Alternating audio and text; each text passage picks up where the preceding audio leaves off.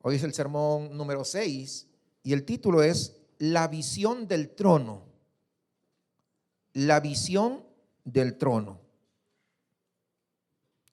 ¿Qué pasaría si alguien en esta mañana te dijera: te voy a mostrar lo que sucede detrás de escena, detrás del velo? Es decir, no lo que tú estás viendo con tus ojos físicos. Es decir, el caos, el sufrimiento, la injusticia, la corrupción. No. Sino la realidad última, lo que tiene valor.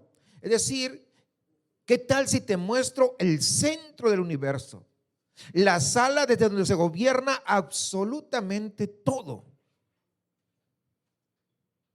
¿Qué esperarías ver? Un Dios ansioso y preocupado porque, pues acá en México, la corrupción ya se desborda. Porque el gobierno anterior dijo que hizo muchas obras y la refinería Dos Bocas está explotando, es la segunda vez. O el Tren Maya se descarrila ya no sé cuántas veces. Y ves, a un Dios preocupado por lo que está pasando. Un Dios ansioso de cómo este mundo, hablo de México, pero esto sucede a nivel global. Un Dios preocupado porque el mundo que Él creó es un caos. O tal vez un Dios cansado de tanto que le ponemos gorro nosotros. Un Dios abrumado por tantas oraciones de millones y millones de gente. Tal vez un Dios frustrado porque su plan no está funcionando como Él esperaba. El apóstol Juan recibió exactamente esa invitación. Él estaba exiliado en una isla, estaba separado de las iglesias que él amaba, que él había pastoreado. Y en un momento en que el imperio romano estaba aplastando a los creyentes con una brutalidad desgarradora. Y en medio de ese dolor, alguien le abrió la puerta al apóstol Juan.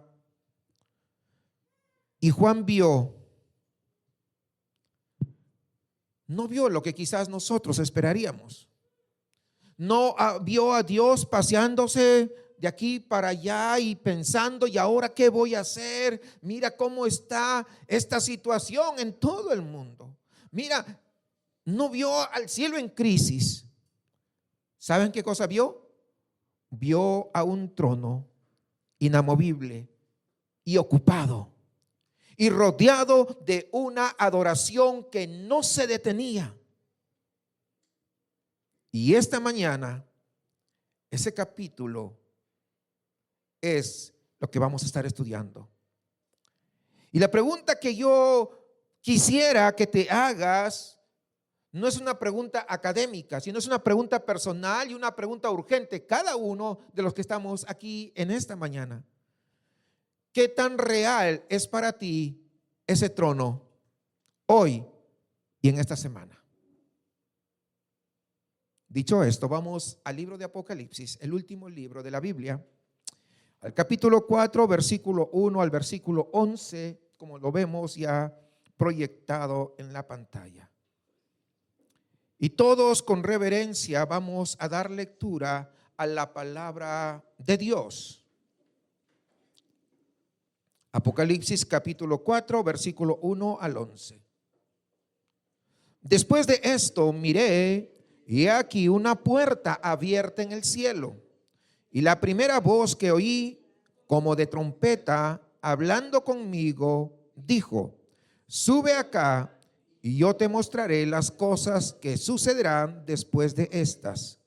Y al instante yo estaba en el Espíritu, y he aquí un trono establecido en el cielo, y en el trono uno sentado. Y el aspecto del que estaba sentado era semejante a piedras de jaspe y de cornalina, y había alrededor del trono un arco iris semejante en aspecto a la esmeralda. Y alrededor del trono había 24 tronos, Y vi sentados en los tronos a 24 ancianos vestidos de ropas blancas, con coronas de oro en sus cabezas. Y del trono salían relámpagos y truenos y voces. Y delante del trono ardían 7 lámparas de fuego, las cuales son los 7 espíritus de Dios. Y delante del trono había como un mar de vidrio semejante al cristal. Y junto al trono y alrededor del trono, 4 seres vivientes llenos de ojos delante y detrás. El primer ser viviente era semejante a un león. El segundo era semejante a un becerro. El tercero tenía rostro como de hombre. Y el cuarto era semejante a un águila volando. Y los 4 seres vivientes tenían cada uno 6 alas, y alrededor y por dentro estaban llenos de ojos, y no cesaban día y noche de decir: Santo, santo, santo es el Señor Dios Todopoderoso, el que era, el que es y el que ha de venir.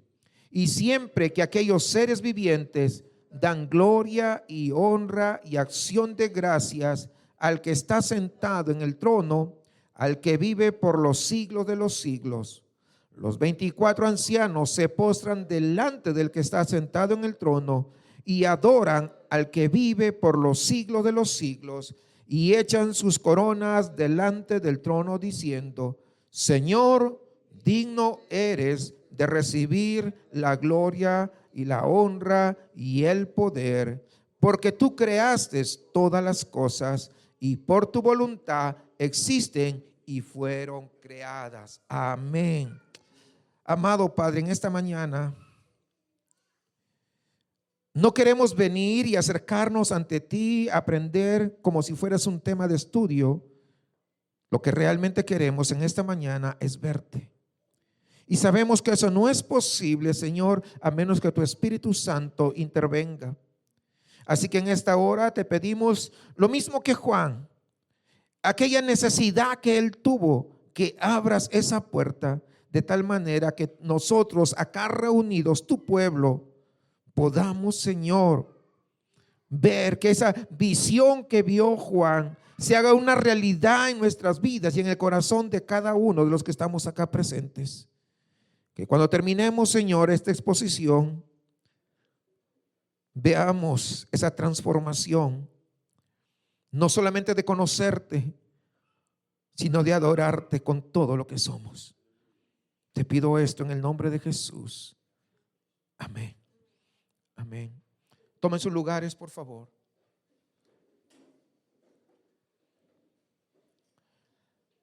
Hermanos, ¿usted se ha preguntado por qué muchas veces nuestra adoración parece tan aburrida? No me refiero a si la música está buena o mala. Me estoy refiriendo a algo mucho más profundo. Muchas veces podemos escuchar y cantar cuán grande es Él con la misma emoción con la que leemos una lista de compras del supermercado. Decimos santo, santo, santo en nuestro cántico mientras pensamos lo que vamos a comer después del servicio.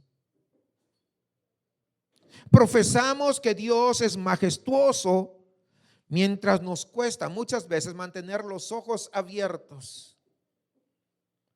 Estamos más preparados para el trabajo físico que necesitamos hacer en la semana, pero cuando llegamos le damos lo que nos sobra de tiempo y de fuerzas. Un pastor en una oportunidad preguntó a su congregación y le dijo: si un visitante llegara esta mañana sin saber nada de nuestra fe, ¿qué pensaría él cuando él entre por la puerta? Él pensaría que estamos aquí encontrándonos todo su pueblo con el Dios del universo, o pensaría que tal vez está en un club social demasiado aburrido. La respuesta fue incómoda, pero honesta. Y este pastor llegó a una conclusión que nos confronta a todos. El problema no es la música. qué tipo, esto, aquello, que se toca, se canta o se deja de cantar. El problema, hemos perdido la visión de quién es Dios. Porque cuando Isaías vio al Señor, dice, alto y sublime, él cayó en tierra sobre su rostro.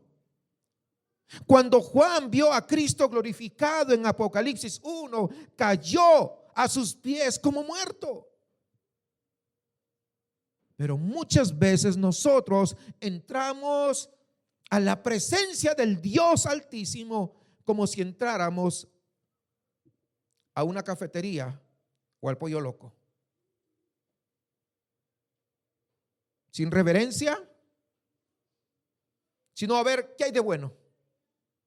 A ver qué cosa escojo para mí.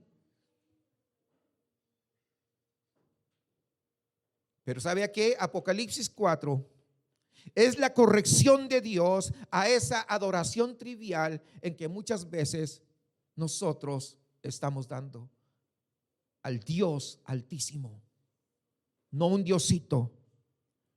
Es Dios en este capítulo que hemos leído diciéndonos, esto es lo que está pasando en el cielo en este momento. No va a pasar, está pasando. Esta es una adoración real. Y cuando lo vemos, o nuestra adoración cambia, o nos damos cuenta que nunca hemos adorado realmente.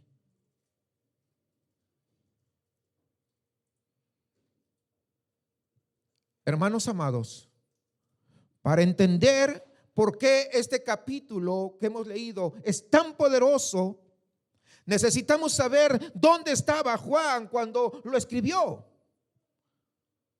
Un poco de contexto contexto histórico para entender realmente las implicancias de esto.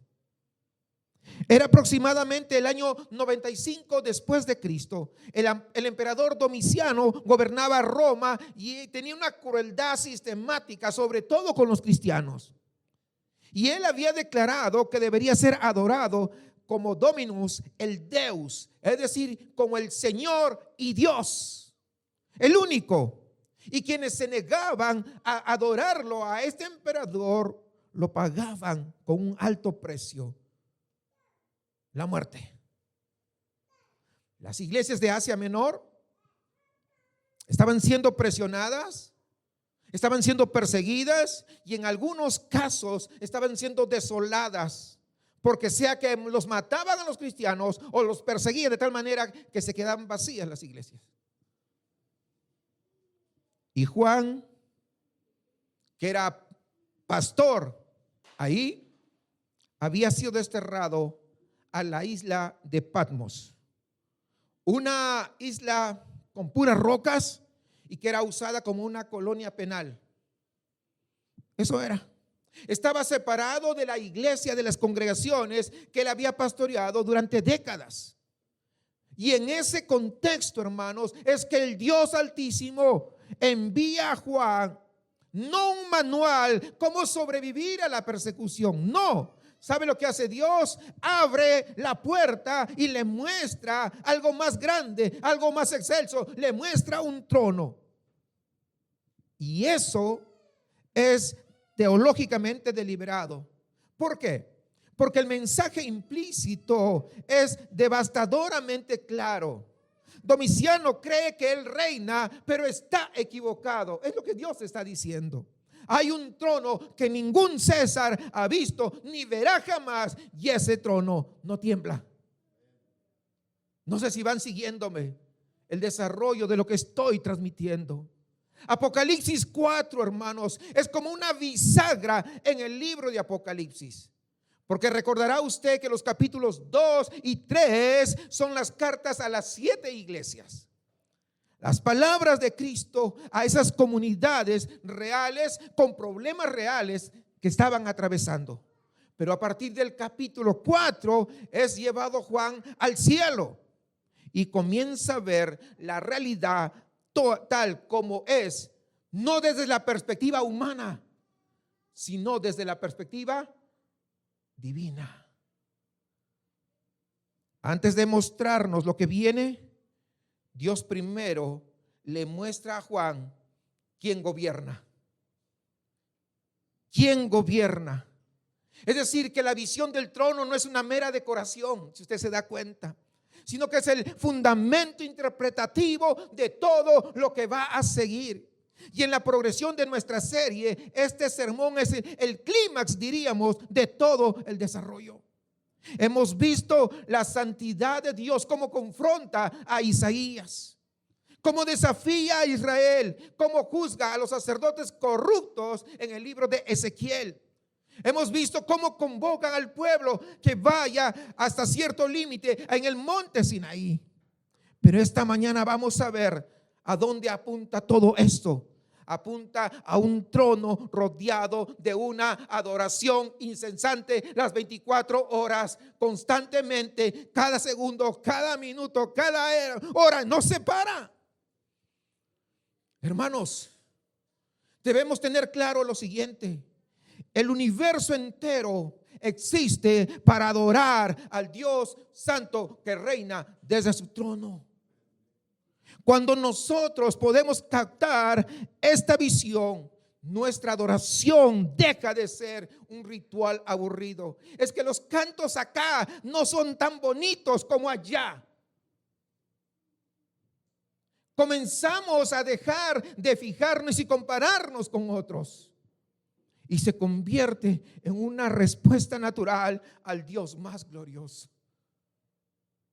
Me fijé que en el primer canto, nuestra hermana que nos dirigía las alabanzas, nadie dijo levanten las manos, ni le dijo, ni estaba diciendo aplaudan, y todos de manera natural, porque sabíamos a quién estábamos adorando.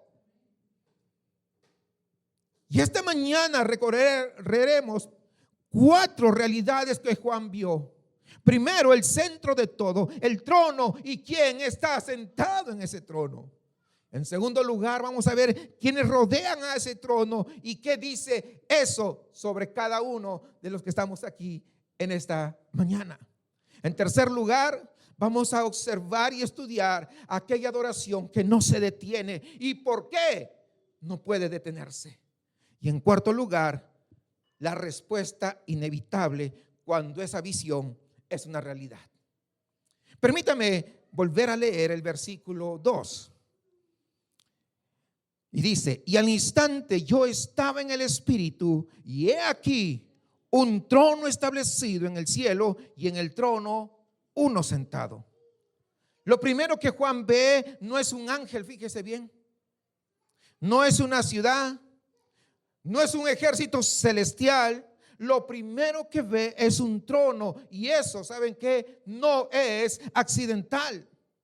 En el mundo del siglo I, el trono era el símbolo más cargado de significado que existía. No había nada más superior a un trono. Es decir, ver a un trono o mostrar un trono era la autoridad final. Se refería a un poder que no se negocia. Habla de soberanía que no comparte espacio absolutamente con nadie, con nadie. Y el verbo griego que describe ese trono es la palabra keimai. Y keimai transmite permanencia absoluta. Es decir, que no es un trono que alguien lo colocó provisionalmente para mostrarle a Juan, no, sino que es un trono que está fijo, que es inamovible, como si siempre hubiera estado ahí, porque siempre estuvo en ese lugar. Y lo más significativo no es lo que Juan ve haciendo a Dios, es lo que ve que no está haciendo Dios. Dios no está de pie, no está nervioso, no está ansioso, no está corriendo de un lado para otro o pidiendo consejo a los arcángeles, a los ángeles. Está sentado en reposo y dice: yo tengo el control absoluto de todas las cosas. Tenemos que tener claridad, hermanos. Y quiero que su corazón hoy se desborde en conocer a este Dios, porque en esa proporción su adoración va a convertirse en una verdadera adoración. El Salmo 2:4, ya lo veíamos anteriormente, nos dice con una serenidad que debería detener nuestras ansiedades, nuestras preocupaciones: el que mora en los cielos se reirá. No de manera sarcástica, sino que dice: hijo, hija, tú no sabes el final, yo sí lo sé. En mis manos está el control de todas las cosas. Mientras el mundo se agita, Dios está tranquilo en su trono. Y la descripción que sigue habla de jaspe, habla de cornalina y habla de arco iris de esmeralda. Y quiero que sepa, esta no es una decoración poética. Lo que Juan está haciendo es lo único que puede hacer cualquier ser humano ante algo que excede al lenguaje, a las palabras que podemos expresar. Por eso lo que hace Juan es usar una belleza extrema para apuntar hacia algo que supera a todo. Es como si dijera: toma lo más hermoso que tú hayas visto en este mundo y multiplícalo por 1000, por 1,000,000, por 1,000,000,000, hasta que no te puedas imaginar. De eso se trata el trono y nuestro Dios. Y eso, ¿sabes qué? Apenas es el borde de lo que yo vi. Eso es la idea que Juan nos quiere transmitir. Y aquí, habiendo avanzado apenas este poquito, te quiero preguntar, y sé honesto contigo: ¿cuál es el trono que gobierna tu semana, tu día? ¿Quién está gobernando? ¿Quién está sentado en el trono de tu corazón? No me refiero a ese trono teológico que muchas veces afirmamos tener la doctrina correcta. Me refiero al trono funcional, al que realmente dicta tus decisiones cuando nadie te está mirando, cuando nadie te ve. Aquel que determina, o que de repente te quita el sueño de madrugada.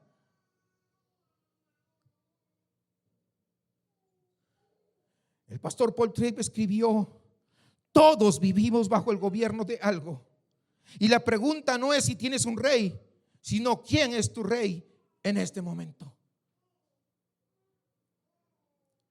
Lo que ocurre en muchos de nosotros es que hemos construido un sistema de vida donde Dios ocupa el trono, pero de nuestro vocabulario, pero no el trono de nuestro corazón.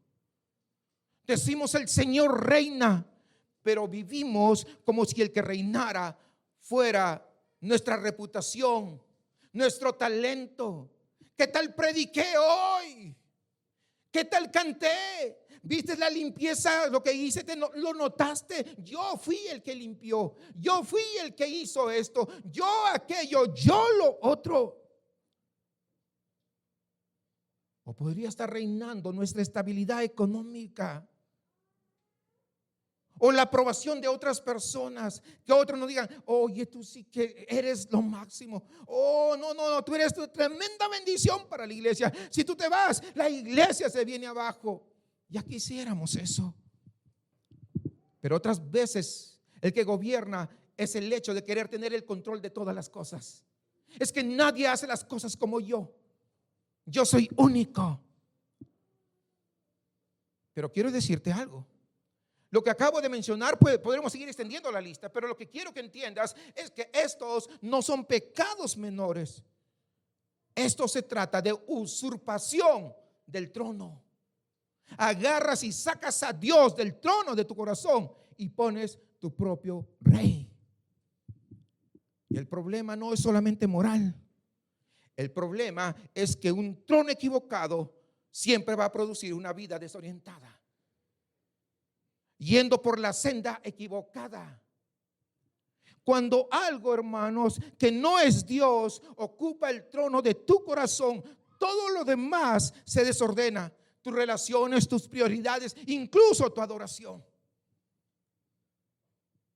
Pero aquí es donde el texto se convierte en buenas noticias. Juan no ve un trono vacío. Juan ve un trono ocupado. Y hay algo que Apocalipsis nos va revelando de forma progresiva.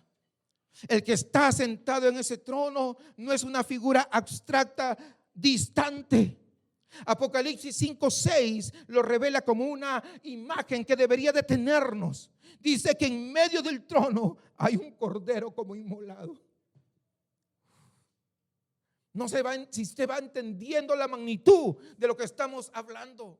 Y en Apocalipsis 22:1 habla del trono de Dios y del Cordero, como si fuera uno solo. No son dos tronos, es un trono compartido. El Jesús que caminó en Galilea, aquel Jesús que fue con los pescadores, que comió con ellos, aquel Jesús que le perdonó a la mujer samaritana, y aún aquella mujer que había caído en el mismo acto del adulterio había sido sorprendida. Aquel Jesús que murió en la cruz, ese es el mismo que está sentado en el trono del universo. No sé si usted puede ver la magnitud de ello. La encarnación es exactamente eso. El rey dejando su trono, no para renunciar, sino para venir a este mundo a rescatar a los que habían entregado su lealtad a reyes impostores. Es poder, pero que se entrega por amor.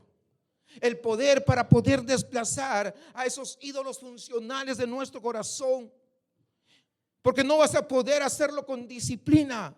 Viene para sacar esos ídolos que están gobernando el trono de nuestro corazón. Solamente van a ser desplazados por haber visto quién está en ese trono y lo que ese rey ya hizo por ti. No es para que tú digas, bueno, ya lo hizo, qué padre. No, significa que no has visto al rey. Tozer, en un libro tan maravilloso que me gusta, es chiquito, pero me encanta. En ese libro, La búsqueda de Dios, él escribió lo siguiente: lo que viene a nuestra mente cuando pensamos en Dios es lo más importante de nosotros. Porque el tamaño de tu Dios funcional determina el tamaño de todo lo demás en tu vida. Déjame contarte la historia de Rodrigo. Rodrigo era anciano en su iglesia, llevaba 14 años sirviendo con fidelidad, coordinaba con los voluntarios que había, organizaba eventos, nunca faltaba, era de los primeros en llegar. Pero había algo que nadie veía. Rodrigo servía atemorizado de decepcionar al pastor, atemorizado de que si fallaba algo, perdería el único lugar donde él se sentía que valía algo. Un domingo, durante el tiempo de oración, el líder que dirigía la alabanza hizo algo inusual. Detuvo la música a mitad de una canción y simplemente leyó Apocalipsis 4:2 en voz alta. Solamente ese versículo que acabo yo de leer hace un momento.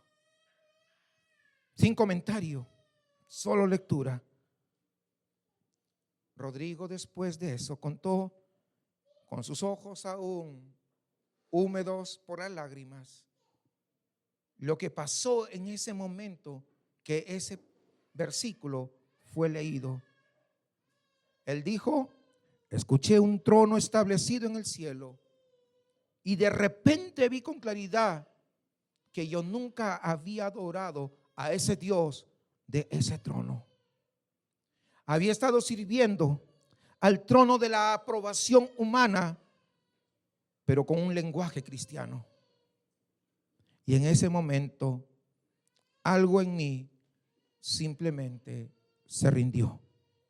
Eso es, hermanos, lo que hace cuando uno puede ver o tener una visión real del trono de la gloria. No te produce una culpa paralizante. Lo que te produce es una rendición liberadora. Me rindo. Porque cuando tú ves quién realmente está sentado en el trono, los tronos que antes habías construido en tu corazón ahora te parecen insignificantes, pequeños impostores, opacos, y ya no brillan con el resplandor de aquel que está sentado en el trono de gloria. Pero fíjense esto, Juan no solamente ve el trono. Cuando su mirada se amplía un poco más, él descubre que no está solo en esta visión.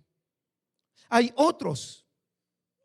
¿Y quiénes son? ¿Y dónde están? Bueno, fíjense esto que estoy diciendo, ¿quiénes son y dónde están?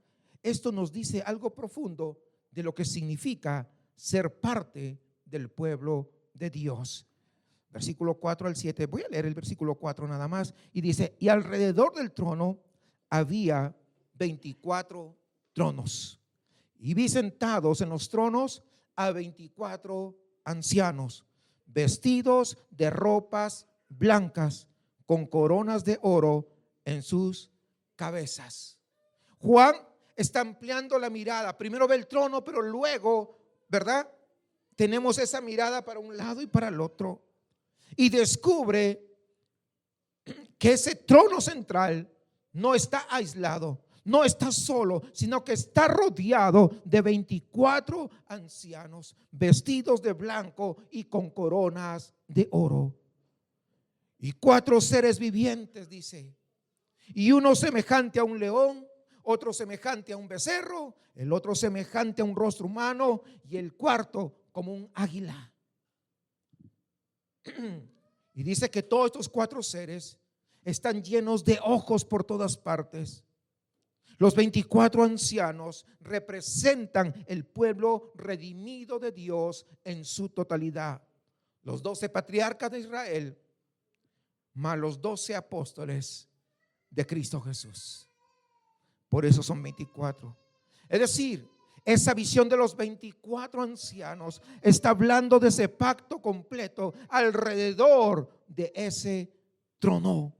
Y las ropas blancas hablan de esa justicia imputada, de una pureza que no produjeron ellos, sino que ellos recibieron. Las coronas de oro, las coronas viene de esa palabra estéfanos en griego, la corona del vencedor. Hablan de una victoria obtenida, pero a través de la fidelidad. Y los 4 seres vivientes representan lo más excelso de la creación. El león es lo más majestuoso de todas las bestias salvajes. El becerro es lo más fuerte de los animales domésticos. El ser humano es la cima de la creación. Usted lo sabe, esa parte. Y el águila es lo más sublime de todas las aves. Es decir, toda la creación en su expresión más elevada está reunida alrededor de ese mismo centro, de ese trono excelso. Pero hay algo que quiero que se dé cuenta. Hay algo en esta imagen que nos confronta de una manera que quizá no esperábamos. Vivimos en una cultura que ha convertido la espiritualidad en un asunto privado. Mi relación con Dios es personal. Y es verdad en eso, pero es una verdad a medias. La fe genuina es personal, es cierto, pero además esa es una verdad a medias. ¿Por qué digo? Porque hemos tomado esa verdad y la hemos distorsionado hasta convertirlo en algo que el texto no permite. Es decir, en una espiritualidad solitaria, individualista, desconectado de la iglesia, desconectado de la comunidad. Y no es así. Juan, si usted se da cuenta, no está viendo un alma solitaria por ahí adorando a Dios en el cielo. No, él ve una comunidad. ¿Sí entiende el punto? Ve una comunidad. Y aquí es donde la cultura nos ha infiltrado de maneras que no siempre nosotros lo hemos detectado. Cuando la adoración se vuelve una experiencia de consumo individual, vengo si el estilo de música que tocan es buena y me gusta. Si no, pues no. Me quedo si el mensaje resulta relevante para mi vida. Si no, pues no. Y me voy si algo me incomoda. Es más, si el hermano o la hermana no me saluda, también me voy. Y podríamos seguirle muchos ejemplos. Es decir, hemos importado la lógica del mercado a la iglesia local. Y esa lógica es radicalmente incompatible con lo que Juan está viendo. Permítame preguntarle algo con toda la ternura posible, con una voz pastoral. Ahora mismo, ¿cómo es tu relación con Iger hoy y en esta semana? Hablo de nuestra iglesia local. No me refiero a si tú asistes, me refiero a si tú perteneces, que es diferente. Si tu ausencia le duele a alguien o si tu presencia aporta algo a alguien, son cosas diferentes. Y hay algo más que este texto añade, que ningún individualismo espiritual puede sostener.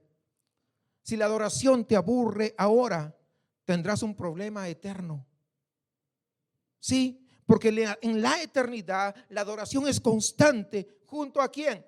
A una comunidad, junto a toda la iglesia de todos los siglos. Así que si no aprendes a deleitarte en Dios ahora, y cuando digo aprendes a deleitar, no digo de saltar, de brincar, de hacer shows, no, porque eso no está en la Biblia. Necesitamos aprendernos a deleitarnos en comunidad ahora, porque si no lo hacemos, ¿sabes qué? ¿Qué vas a hacer en la eternidad? Las ropas blancas, hermanos, de los 24 ancianos son la clave del evangelio en esta imagen. Ellos no llegaron al trono con sus propias vestiduras. Ellos llegaron vestidos con una justicia que ellos no fabricaron. Y eso es precisamente lo que hace posible que pecadores como nosotros puedan estar alrededor de ese trono sin ser consumidos por la gloria que emana de él. El evangelio, hermanos, no solamente nos perdona de manera individual, sino que el evangelio nos perdona, pero es para incorporarnos a una iglesia, no para vivir aislados. Cuando Cristo nos redime, no nos hace simplemente mejores versiones de nosotros mismos, nos hace miembros de un cuerpo, piedras vivas de un templo, partes de una familia que existirá alrededor de este trono que estamos leyendo por toda la eternidad. Bonhoeffer escribió en Una vida en comunidad, escribió lo siguiente, y abro comillas: el que no puede estar solo debe tener cuidado de la comunidad. El que no puede estar en comunidad debe tener cuidado de la soledad. Cierro comillas. La vida cristiana necesita de ambas dimensiones, de nuestra vida devocional individual, pero también de nuestra vida como iglesia. Porque fuimos diseñados para ambas. Y la visión del trono nos muestra hacia dónde está apuntando esa atención, hacia una comunidad que adora junta, que adora siempre alrededor de un centro que nunca cambia, que permanece para siempre.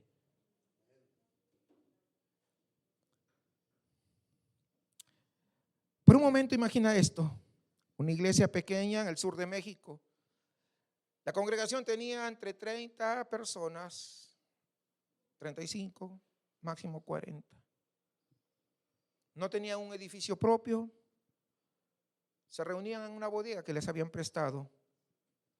Un domingo el pastor llegó enfermo y pidió a los ancianos que dirigieran el tiempo. No había un sermón preparado porque no esperaban que se enfermara de manera improvisada.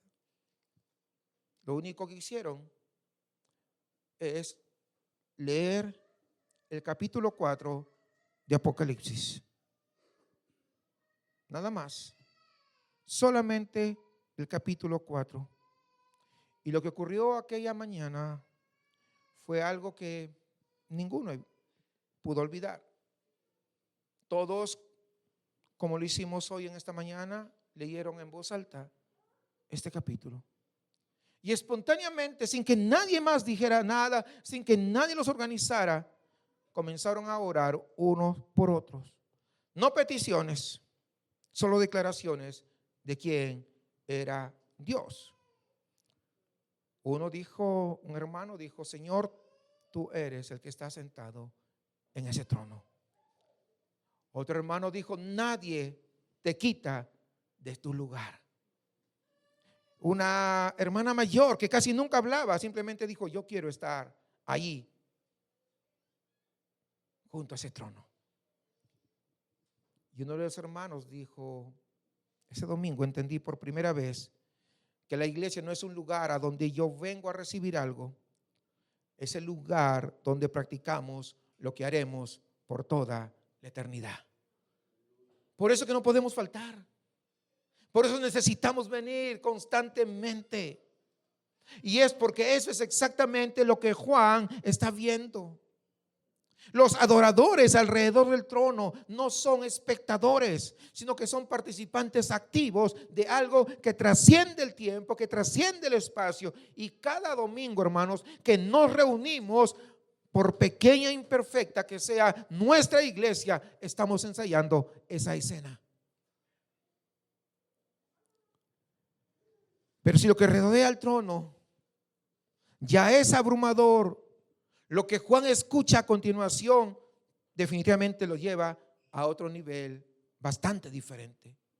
Porque hay palabras que no se detienen, palabras que llevan, repitiéndose desde antes que existiera el tiempo. Y cuando las escuchas con atención, tú vas a descubrir que no son palabras o repeticiones vacías, sino que son la única respuesta razonable ante lo que está en ese trono majestuoso. Dice el versículo 8, y los 4 seres vivientes tenían cada uno 6 alas, y alrededor y por dentro estaban llenos de ojos, y no cesaban día y noche de decir, Santo, Santo, Santo es el Señor Dios Todopoderoso, el que era, el que es y el que ha de venir. Justo lo que cantábamos antes de empezar este sermón. Preciosa canción. 3 veces santo. En el hebreo bíblico, hermanos, la repetición, cuando se dice de cierto te digo, tiene un peso gramatical. Cuando algo se enfatiza, cuando algo se repite 2 veces, lo que estamos diciendo es estamos enfatizando. Pero en este caso son 3 veces. Si 2 veces ya es enfático, imagínense 3 veces. Es lo que los hebreos llamaban el trisagión. Esa es una palabra que está expresando el superlativo absoluto, lo más que se puede expresar. Es decir, no hay forma más elevada de declarar algo en el idioma hebreo que repetirlo 3 veces. Y nota lo que no dicen amoroso, amoroso, amoroso, aunque es completamente verdad que nuestro Dios es amoroso. Tampoco dicen poderoso, poderoso, poderoso, aunque nuestro Dios es poderoso. Pero sí dicen santo, santo, santo, porque la santidad no es uno de sus atributos entre muchos, sino que la santidad es la misma atmósfera de su ser. Es lo que hace que sea radicalmente diferente. La palabra kadosh significa separado, apartado, completamente otro de todo lo que existe aquí en la creación. Es decir, la santidad, por si usted no se ha dado cuenta, es lo que le da sabor o colorea y calibra a todos los demás atributos. Su amor es un amor santo. Su poder es un poder santo. Su misericordia es una misericordia santa. Y el título que usan también es extraordinario, que dice poderoso. Pantocrator en griego. Panto es todo y kratos poder. Es decir, que tiene dominio sobre todas las cosas. Y luego la declaración de tiempo, el que era, el que es y el que ha de venir. Dios no está atrapado en el tiempo como nosotros. Él abraza el tiempo por completo desde fuera del tiempo. Él no está dentro del tiempo, Él está fuera del tiempo. El pasado no lo sorprendió, el presente no lo desborda y el futuro ni siquiera lo amenaza. Y esta adoración, Juan nos dice, que no cesa ni de día ni de noche, sin interrupción, sin fatiga. ¿Por qué, hermanos? No porque los seres vivientes se hayan programado mecánicamente como robots, no, sino porque cada vez que contemplan allí a ese trono, descubren algo nuevo. La fuente no se agota, la gloria de Dios no disminuye. Cada mirada produce el mismo asombro como si lo miraran por primera vez, porque nuestro Dios es infinito. Porque el objeto del asombro es infinito. Por eso pueden estar santo, santo, santo. Y cuando echan una otra mirada, se siguen sorprendiendo como si fuera la primera vez que están viendo esa majestuosidad, esa gloria. Y nuevamente dicen santo, santo, santo. Y a veces nosotros nos cuesta aún concentrarnos tantito. ¿Por qué? Porque todavía nos falta mirar quién está sentado en el trono. Hermanos, uno de los síntomas más claros de que nuestra adoración se ha vuelto una rutina es que nos aburrimos con Dios. Yo sé, no lo decimos así, lo decimos de otra manera. Es que el servicio se siente como medio aburrido, ya no ganas de ir, mejor me voy a otro lugar porque, imagínense, no es la iglesia. Estás aburrido de Dios porque no estás viendo, no estás vislumbrando lo que hay, quién está sentado en el trono. Es que las canciones ya no nos mueven, pues nadie aplauda, nadie levanta las manos. Los sermones no aportan mucho. Ojo, y puede haber legítima verdad en alguna de esas observaciones. No estoy diciendo con certeza, pero podría ser.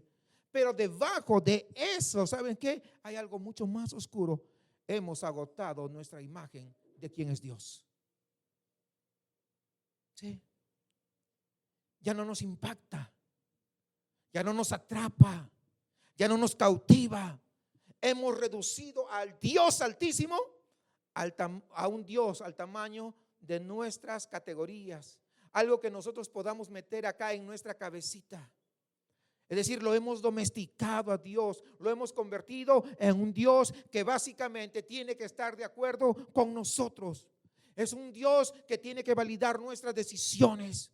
Es un Dios que se especializa en hacer nuestra vida que sea más manejable. Y ese Dios, ese ídolo con nombre de Dios, sí es aburrido. Por supuesto que sí, porque es demasiado pequeño. Porque lo ves por un lado, ya lo viste, por el otro lado, ya lo viste, por otro lado, ya lo viste, y ves por acá y ya te conoces todo de ese Dios. Pero el Dios de la Biblia, el Dios que está centrado acá en el trono, no es un Dios como este. Los seres vivientes, hermanos, estos 4 seres vivientes llevan contemplando al Dios de Apocalipsis 4 desde antes que existiera el tiempo y todavía no han llegado ni siquiera a la superficie. Siguen asombrándose. Todavía cada mirada produce un asombro fresco. Por eso que siguen día y noche, como lo vemos, santo, santo, santo. ¿Qué nos dice eso, hermano, sobre el problema cuando nos aburrimos en la adoración? ¿Sabe qué nos dice? Que el problema no está en Dios, el problema está en la pequeñez de nuestra visión. Porque si la adoración te aburre, no es que Dios sea aburrido, es que tu visión de Dios se ha encogido hasta caber en una pequeña caja que tú controlas a tu regalada gana. Y esa caja ¿Sabes qué necesita? Destruirse, para que el único Dios altísimo ocupe el trono de tu corazón. Y aquí está la buena noticia que el texto nos ofrece. Esa adoración incesante de los seres vivientes no es una obligación que cumplen con esfuerzo. No, no, no.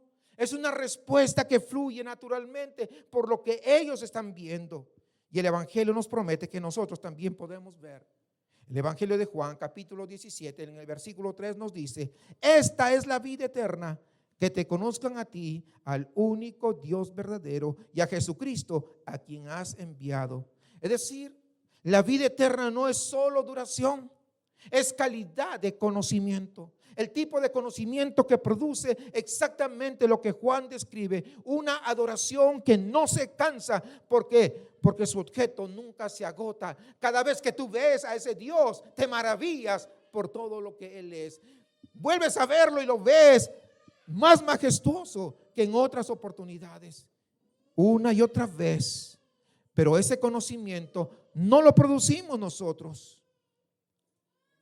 No es que vamos escalando hacia Dios por nuestro propio esfuerzo. ¿Sabes qué? Asómbrate.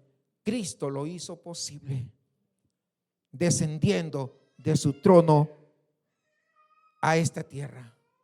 La misma puerta que Juan vio abierta en el cielo es la puerta que Cristo inauguró con su sangre, como dice Hebreos capítulo 10.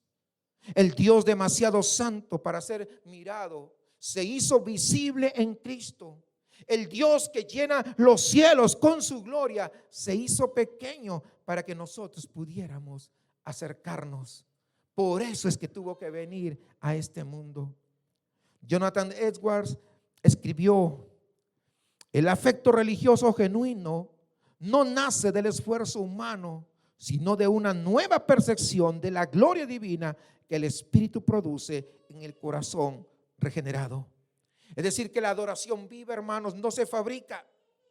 Hermanos, vamos a adorar al Señor, levanten todas las manos. No se fabrica. ¿Sí entienden el punto? No. De manera natural, al ver a Dios, solo adoras al Señor. A veces no tienes ni que levantar las manos cuando tu corazón está entregado a Dios. Nuestra adoración no se fija por las manos levantadas o cuántos amenes pueden decir, sino el corazón de cada uno, cómo está cautivado por ese Dios tan excelso y tan glorioso. La adoración viva no se fabrica, sino se recibe, y se recibe cuando el Espíritu Santo nos da ojos para poder ver lo que Juan vio.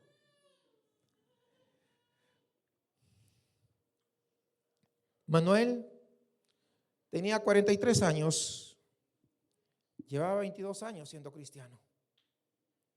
Conocía la Biblia con una profundidad que muchos pastores envidiarían. Podía incluso explicar la doctrina de la Trinidad, que es una de las doctrinas más difíciles, más complicadas de poder explicar y comprender, pero lo explicaba con una claridad admirable. Pero había algo que él mismo admitía en privado: adorar le costaba. No el conocimiento, no. Él sabía lo que era adoración. Lo que le costaba era la adoración misma, porque sentía que estaba repitiendo palabras que ya no le producían nada. Un día en su casa, en la noche, simplemente abrió su Biblia, llegó y era Apocalipsis 4. No iba a leer como un estudio bíblico, no tenía sus comentarios que acostumbraba a tener para ir haciendo su estudio, no tenía su resaltador o su marcador para hacer las marcas que siempre hacía. Solamente leyó, y cuando llegó al versículo 8, no cesaban día y noche de decir: santo, santo, santo. Se detuvo y se hizo una pregunta que nunca antes él se había hecho: ¿por qué es que no cesan? ¿Qué es lo que ellos ven que yo no estoy viendo? tiempo después esa pregunta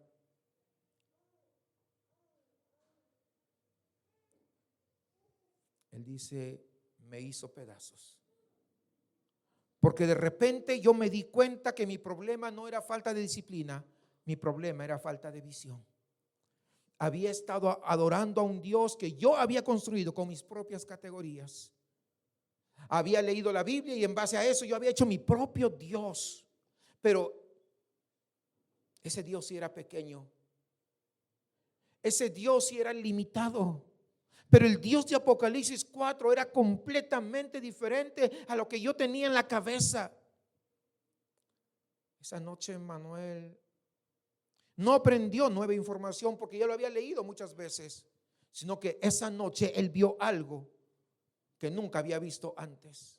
Y esa visión produjo en él lo que 20 años de disciplina no habían logrado: una adoración genuina que brotó sin mayor esfuerzo, que brotó como agua que finalmente encuentra una grieta por donde filtrarse para correr.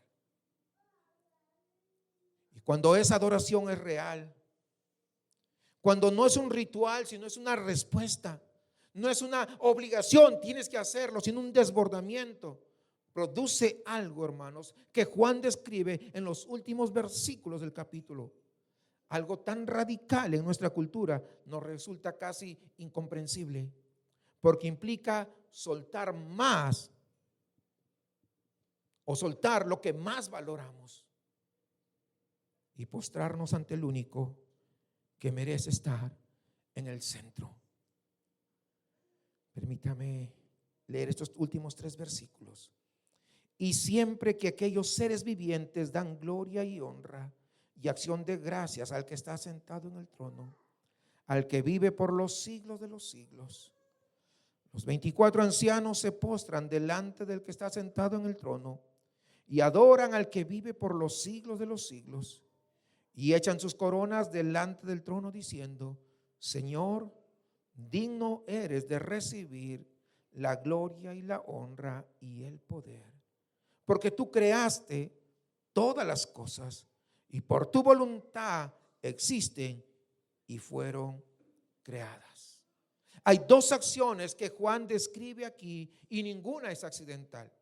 La primera es que la postración, el verbo griego proskineo significa inclinarse hasta tocar con la frente el suelo. No es una inclinación ceremonial de cabeza, es una rendición corporal completa. Todo su ser orientado hacia abajo en reconocimiento de quién está arriba. Él es infinitamente mucho más grande que yo, porque yo soy insignificante. Y la segunda acción es aún mucho más poderosa. Agarran y echan sus coronas delante del trono.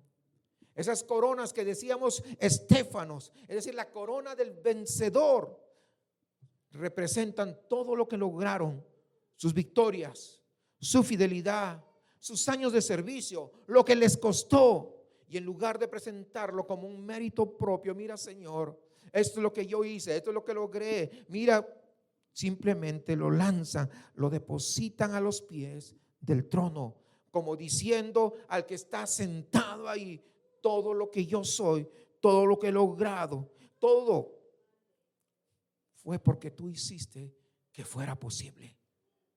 No hay nada aquí que sea mío, nada.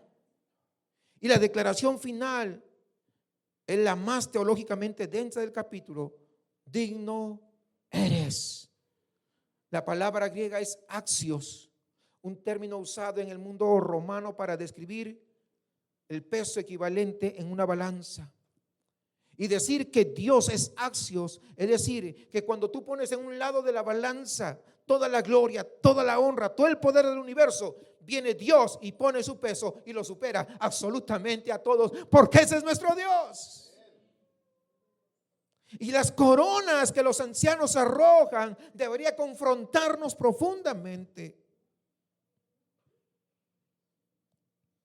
porque nosotros no arrojamos nuestras coronas fácilmente. Hace años Dios me enseñó esto. Yo tenía mi oficina, mis títulos, tanto lo secular como lo teológico y todo lo que había estudiado. Y un día orando y justamente viendo esto, dijo, ¿de qué sirve todo esto? Si todo lo he logrado es por la gracia del Señor. Agarré todos los títulos, rompí los cuadros y los envolví y hasta el día de hoy no los he sacado, no los necesito. Fotos. Oye, ¿por qué no tienes fotos donde has predicado a gente, a cientos o a miles? Tú que has estado en esos lugares tan grandes, en los estadios, ¿dónde están? No, no tengo, no me importa. No me importa. Hermanos, el problema es que nosotros agarramos nuestras coronas, las cargamos, las pulimos y las exhibimos para que todo el mundo sepa quiénes somos.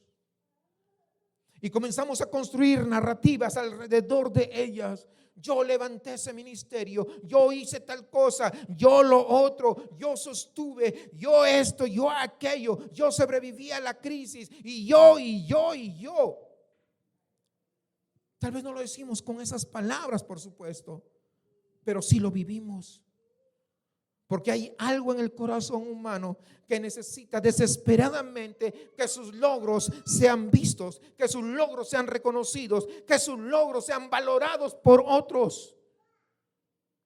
Y el problema no es que los logros sean malos, el problema es lo que nosotros hacemos con ellos. Cuando los convertimos a esos logros en nuestra identidad, cuando nuestra corona se convierte en lo que justifica nuestra existencia, hemos construido un altar alternativo al que estamos adorando. La cultura nos enseña desde pequeños, hermanos, que el éxito es la corona que prueba tu valor. Y esa lógica entra disfrazada dentro de la iglesia. Y se disfraza de testimonio. Y se disfraza de historial ministerial. Se disfraza de reputación espiritual. Se disfraza, yo serví tantos años en este sitio, yo serví tantos años acá en lo otro, yo hice esto. ¿De qué sirve? Pero ¿sabes qué? Antes que te des cuenta,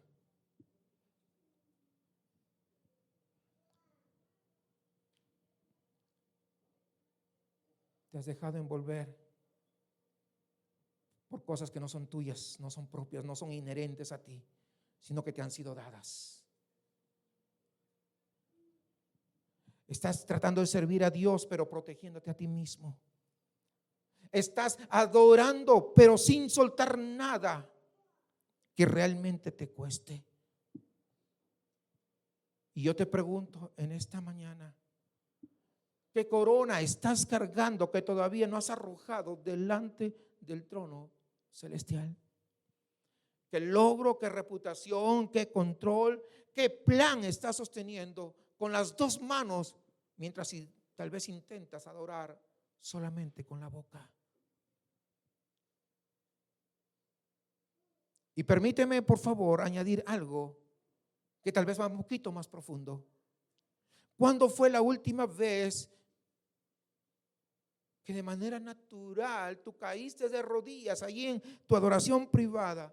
No por costumbre, no por ritual, sino porque viste algo tan excelso que te llevó al suelo. No porque voy a orar porque necesito que Dios me sane. No, sino algo excelso, algo maravilloso, algo que está fuera de lo que tú te imaginas. Porque tu cuerpo importa en adoración. La postración de los ancianos que leímos acá no es algo simbólico, sino es la respuesta natural de quien ha visto realmente quién está gobernando en el trono. Los ancianos pueden arrojar sus coronas precisamente porque saben que su identidad no depende de sus coronas. Las ropas blancas que llevan puestos es la justicia de Cristo que ha sido imputada a ellos. Entonces ellos entienden que ninguna corona podría decirles, tú eres aceptado o tú eres amado. Ya tienes todo lo que necesitas en Cristo. Tienes todo lo que tú necesitas en el que está sentado en el trono. Esa es la paradoja del evangelio que hace posible una adoración genuina. No vienes con grandes poses, yo soy un adorador. No. Yo soy levita, me dijo alguien. ¿Levitas en el aire o qué? No, así me dijo. En una oportunidad en Estados Unidos, alguien se comunica conmigo y me dice, me contaron de su testimonio que yo nunca he contado mis testimonios a nadie. No, sí me contaron, me dice, de que usted ha hecho esto. Pero lo hice como un siervo. No, me dice, usted es demasiado humilde, usted es un apóstol. Mejor cálmese porque le voy a cortar el teléfono. O sea, si usted llama para alabarme, usted se equivocó de persona. Yo soy simplemente un siervo del Señor, el más pequeño. Hay muchos mejores que yo. Todo lo que yo hago es nada comparado a lo que otros han hecho. No me vengan, no me gusta ser adulado. Lo único que yo quiero escuchar, y se los he dicho a ustedes, es aquellas palabras finales: buen siervo y fiel. En lo poco has sido fiel, en lo mucho te pondré. Entra en el seno de tu Señor.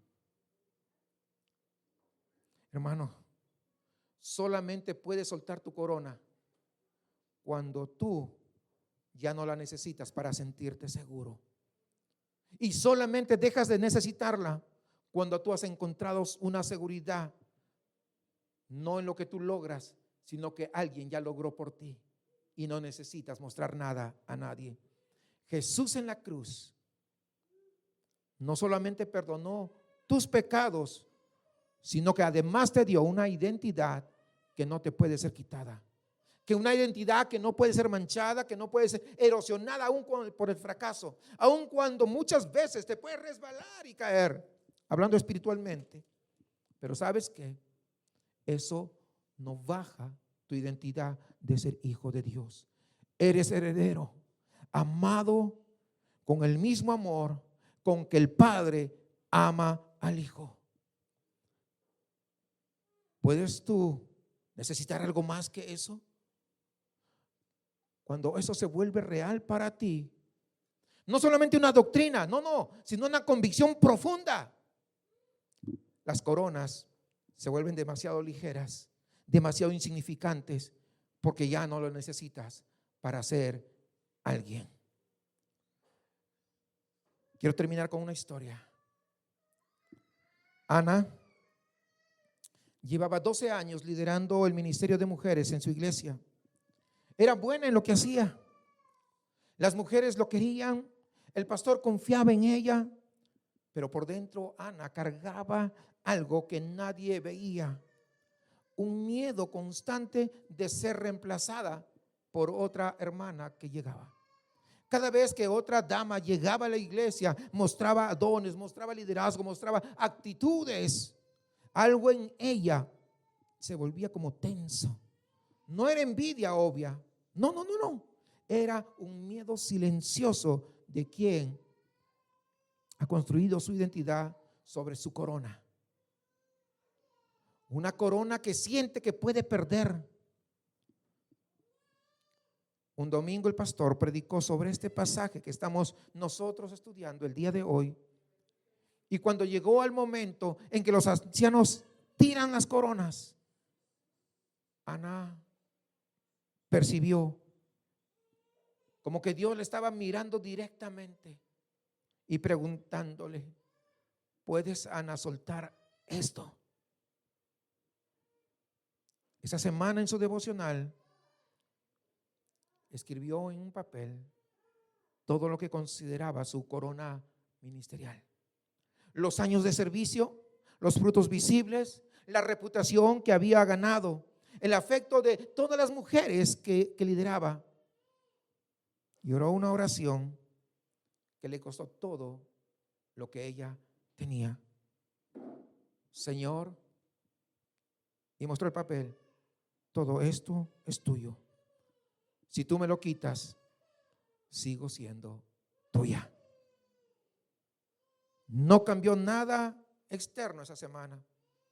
Siguió liderando, siguió sirviendo, pero algo dentro de su corazón había sido reorganizado, porque ya no estaba sirviendo para poder proteger su corona.